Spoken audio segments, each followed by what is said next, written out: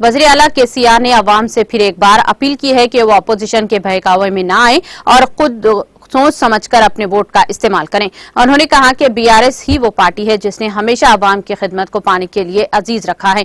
उन्होंने कहा कि इंतखाबात के वक्त मुख्तलिफ पार्टियों के लोग आएंगे और आपको मुख्तलिफ वादों के जरिए बहलाया जाएगा और फिर फरामोश कर दिया जाएगा, लेकिन बीआरएस ने 9.5 साल न सिर्फ आपके साथ किए गए वादों को पूरा किया बल्कि इंतखाबी मंशूर में जो वादे शामिल नहीं थे इसे भी पूरा किया। उन्होंने आरमूर में जलसे-आम से खिताब करते हुए कहा कि अवाम की भारी भीड़ देखकर ये अंदाजा किया जा सकता है कि अवाम जीवन रेड्डी को भारी अक्सरियत से कामयाब करेंगे।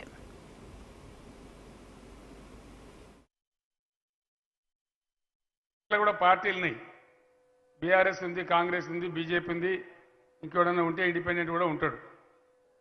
మిమ్మల్ని అందరినీ నేను ప్రార్థించేది ఒకటే, ఇక్కడ రైతాంగం ఉంటుంది, ఎక్కువ శాతం రైతాంగమే ఉంటుంది. మీరు పంటలు బ్రహ్మాండంగా పండిస్తారు. నాకు అంకాపూర్ అంటే ప్రాణంతో సమానం. ఎన్నోసార్లు నేను బహుశా అంకాపూర్ను నేను ప్రచారం చేసినంత ఈ ప్రపంచంలో ఎవడు ప్రచారం చేయలేదు. అంత మంచి అభ్యుదయమైన రైతులు ఆ అంకాపూర్ చైతన్యంతో వందలాది గ్రామాలు ఇలా చాలా అద్భుతంగా ఇక్కడ బాగా పేరుకు వచ్చినాయి, ప్రతిష్టకు వచ్చినాయి, ఆర్థికంగా కూడా ఎదుగుతూ ఉన్నాయి. మిమ్మల్ని అందరినీ కోరేది నేను ఏంటంటే ఒకటే మాట, భారతదేశంలో ఇప్పటికి కూడా ప్రజాస్వామ్యంలో రావాల్సినటువంటి మెచ్యూరిటీ ఇంకా రాలే, ఆ పరిణతి పెరుగుతలేదు. ఎలక్షన్లు వస్తే అడ్డగోలుగా ఇష్టం వచ్చినట్టు మాట్లాడడం, అబద్ధాలు చెప్పడం, బదనాములు పెట్టడం, రకరకాల దుష్ప్రచారాలు చేయడం అనేది ఇంకా కూడా మన భారతదేశంలో కొనసాగుతూ ఉంది. మిమ్మల్ని అందరినీ నేను ప్రార్థించేది ఒకటే, ప్రజల చేతిలో ఉండే ఒకే ఒక వజ్రాయుధం మీ ఓటు. ఆ ఓటును చాలా జాగ్రత్తగా వినియోగించాలి. ఎవరో చెప్పినని ఓటు ఏదో ఒక ఒరవడిలో కొట్టుకొని పోవద్దు, చాలా జాగ్రత్త. ఎందుకంటే ఓటు అనేది మన తలరాతను మారుస్తుంది, వచ్చే 5 ఏళ్ల మన భవిష్యత్తుకు అది దారేస్తుంది. ఇప్పుడు బీఆర్ఎస్ జీవన్ రెడ్డి నిల్చున్నాడు, కాంగ్రెస్కి ఒక ఆయన, బీజేపీకి ఒక ఆయన నిల్చున్నారు. 30 తారీఖు నాడు ఓట్లు అయితే 3 తారీఖు నాడు లెక్క అవుతుంది, ఎవరో ఒకరు గెలుస్తారు. అభ్యర్థి మంచి చెడ్డ ఎట్లన్నా చూడాలి. రెండవది ఏంది, ఈ అభ్యర్థుల వెనుక పార్టీలు ఉన్నాయి. మీరు ఇక్కడ గెలిపించే ఎమ్మెల్యే ద్వారా రాష్ట్రంలో ప్రభుత్వం ఏర్పడుతుంది. ఆ పార్టీ చరిత్ర ఏంది, పార్టీ యొక్క నడవడిక ఏంది, పార్టీ ఇంతకుముందు వాళ్ళ పద్ధతి ఏమున్నది, ఎవరు రాజ్యం చేసినప్పుడు ఏం నడకలు నడిచినారు అనేది మీరు బాగా ఆలోచన చేయాలి. ఏ పార్టీ వైఖరి ప్రభుత్వం గురించి ఏమున్నది, ప్రజల గురించి, రాష్ట్రం గురించి వాళ్ళ ఆలోచన సరళి ఎట్లా ఉన్నది, వాళ్ళ దృక్పథం ఎట్లా ఉన్నది అనేది ఆలోచించి మీరు ఓటేస్తే తప్పకుండా చాలా లాభం జరిగేటువంటి అవకాశం ఉంటుంది. లేకపోతే మంది మాటలు పట్టుకొని మారమానం పోతే మళ్ళీ వచ్చేవరకు ఇల్లు కాలిపోయిందని ఎవడో చెప్పిండని ఓటేస్తే ఆగమాగమయ్యే పరిస్థితి ఉంటుంది. అట్లా కాకూడదు. ప్రజాస్వామ్యంలో మన దగ్గర ఉన్నటువంటి అధికారాన్ని, మన చేతిలో ఉన్నటువంటి ఓటును సరి అయిన పద్ధతిలో వినియోగిస్తే సరి అయినటువంటి ప్రపంచం జరుగుతుంది, సరైనటువంటి లాభం జరుగుతుంది, ప్రజలకు మేలు జరుగుతుంది. మీ అందరు నేను ఒకటే కోరుతా ఉన్నా, 50 ఏళ్ళు ఇక్కడ కాంగ్రెస్ పార్టీ రాజ్యం చేసింది. ఒకసారి కాదు, 2 సార్లు కాదు, 11 సార్లు 12 సార్లు మీరు గెలిపించినారు, అధికారం ఇచ్చినారు. అప్పుడు ఏం జరిగిందో తెలుసు. బీఆర్ఎస్ పార్టీ పుట్టిందే తెలంగాణ ప్రజల కోసం, తెలంగాణ రాష్ట్రం సాధించడం కోసం. తెలంగాణ రాష్ట్ర సాధన తర్వాత ఈ తెలంగాణ సర్వతోముఖ అభివృద్ధి కోసం, అన్ని రకాల అన్ని రంగాలలో అన్ని వర్గాల ప్రజలను ముందుకు తీసుకోవడం కోసం ఏ విధంగా బీఆర్ఎస్ కృషి చేస్తూ ఉందో అది కూడా మీ కళ్ళ ముందర ఉన్నది అని చెప్పి మనం చేస్తా ఉన్నా. మీరందరూ గమనిస్తున్నారు, ఈ రాష్ట్రంలో కొత్తగా రాష్ట్రం వచ్చినాడు ఏది చక్కగా లేదు. కొత్త రాష్ట్రం, ఏర్పడ్డ సంసారం కొత్త కుండలో వచ్చాడు. చాలా బాధ. మంచినీళ్ళు లేవు, కరెంటు లేదు, చాలా జిల్లాల్లో బస్సులు, సగం తెలంగాణ బొంబాయి బతకవుడు, సాగులు లేవు, చాలా భయంకరమైన పరిస్థితి. ఒకటి సమస్యను స్టెప్ బై స్టెప్ వచ్చినట్ట చాలా బాధలు నివారణ చేసుకుని వచ్చినా ఒక నిర్ణయం ఖచ్చితంగా చేసుకున్నాం.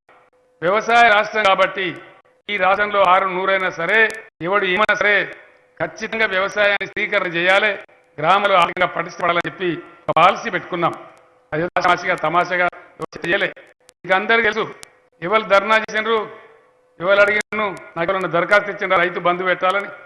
రైతు బంధు అనే పదాన్ని పుట్టించే కేసీఆర్, బీఆర్ఎస్. మీకు తెలుసా ఆ విషయం? ఈ దేశంలో ఎక్కడ ఇస్తలే.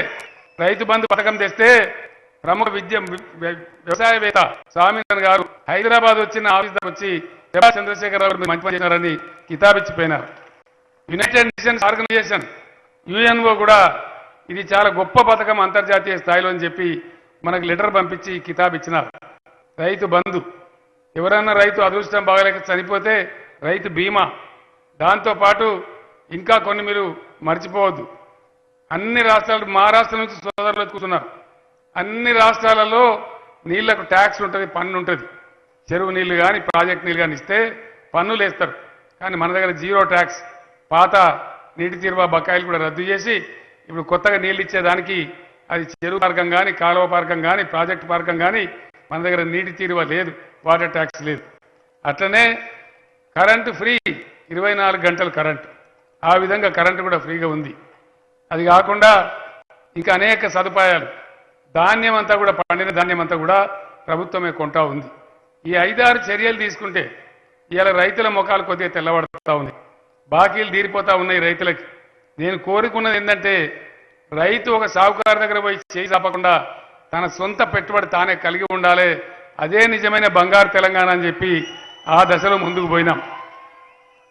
ఇలా కాంగ్రెస్ పార్టీ ఉన్నప్పుడు కరెంట్ ఇయ్యలే, ఇస్తే కూడా రాత్రి సగం, పొద్దాక సగం, తెలందాక సగం, బోర్ల కాడ వండుకునుడు, కరెంటు షాకులు కొట్టుడు, ట్రాన్స్ఫారం కాలితే ఏం బాధలు. ఆ రోజు ట్రాన్స్ఫారాలు కాలిపోతే ఆ తీయన మనిషికి 2000 వసూలు చేయని, బోర్కు 2000 వసూలు చేయరని డబ్బులు వసూలు చేసే పైరవకారులు మన గ్రామాలలోనే ఉండేది.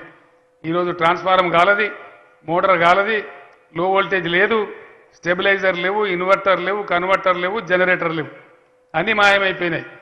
మోటార్ వైండింగ్ చేసే దుకాణాలు పాపం దివాలు తీసిపోయినారు వాళ్ళు, మోటార్లు గారుడే లేదు. కాబట్టి నాణ్యమైన విద్యుత్తును 24 గంటలు రైతులకు ఇచ్చే ఒక్కటే ఒక్క రాష్ట్రం భారతదేశంలో తెలంగాణ. మీకు తెలుసు అని చెప్పి నేను మనవి చేస్తా ఉన్నాను. ప్రధానమంత్రి మోదీ రాష్ట్రంలో కూడా 24 గంటల కరెంట్ ఇయ్యరు, కానీ మనం 24 గంటల కరెంట్ ఇచ్చుకుంటా ఉన్నాం. కారణం ఏంటంటే రైతు బలపడాలి, బాగుపడాలి. దీనిలో నేను ఒక్కటే మాట మీకు మనవి చేస్తా ఉన్నా. ప్రధానమంత్రి మోడీ కరెంటును కూడా ప్రైవేటైజ్ చేసి మీరు మోటార్లకు మీటర్లు పెట్టాలని నా మీద ఒత్తిడి తెచ్చింది, కానీ మనం పెట్టలే. నెలకు సంవత్సరానికి 5,000 కోట్ల రూపాయల లాస్ ఆయన పైసలు కట్ చేస్తే ఆ నష్టం భరించి కూడా మనం మోటార్లకు మీటర్లు పెట్టలే. కేవలం వ్యవసాయ రంగాన్ని బలోపేతం చేయాలి, బాగు పెట్టాలి అనే ఉద్దేశంతో ఈ పని చేసినాం. ఇలా పిసిసి అధ్యక్ష